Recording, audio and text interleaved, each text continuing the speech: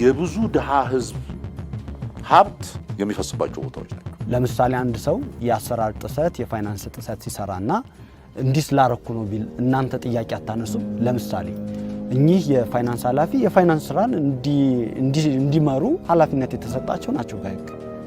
እርሶ ደግሞ ኦዲት እንዲሰሩ ነው የተሰጡት። እኔ ጋዜጠኛ እንደሆነ ነው የተሰጠኝ።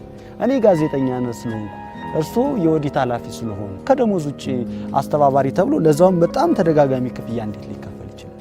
አልኩ እኮ እሱን ተገቢ እንዳልሆነ በሰዓቱ ነገር።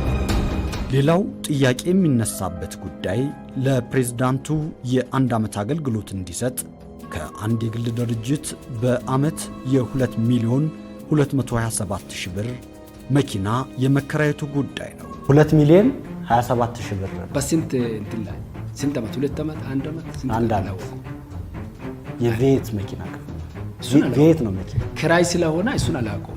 አሁን የጠየቀው ጥያቄ ተገቢ ነው ብዬም አላስብም። በተለይ ከታታይ የወጡ መረጃዎችን እያዩ ነበር። ዩኒቨርሲቲው ከበጀት በላይ ብዙ ጊዜ ይጠቀማል። ከየት እያመጣ እንዴት ሊሆን ይችላል? እሱን የበለጠ ፋይናንሱን ብትጠይቀው ጥሩ ነው። እኛ እንደ ኦዲት ይሄንን ሁልጊዜ እንደ ግኝት የምናቀርበው ጉዳይ ነው። ከበጀት በላይ መከፈልን ማለት ነው። የብዙ ድሃ ህዝብ ሀብት የሚፈስባቸው ቦታዎች ናቸው።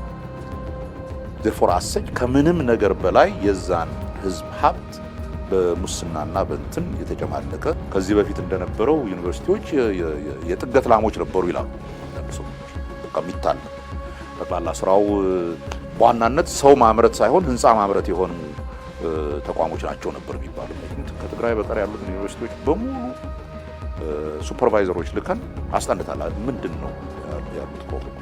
ኢቭን የዩኒቨርሲቲ ፕሬዝዳንት አመራረጥ ምናምን በሚመለከት ያለው ነገር እንደገና እየቀየርን ነው። አዲስ መመሪያዎች እያዘጋጀን ነው። ከዛ ጋር ተገናኝ 3 ጊዜ በኦዲት መጥፎ የተባለ ኦዲት ካለው ዘነኛ ያንን ዩኒቨርሲቲ ረን የሚያደርጉ ሰዎች ከቦታቸው መነሳት አለባቸው።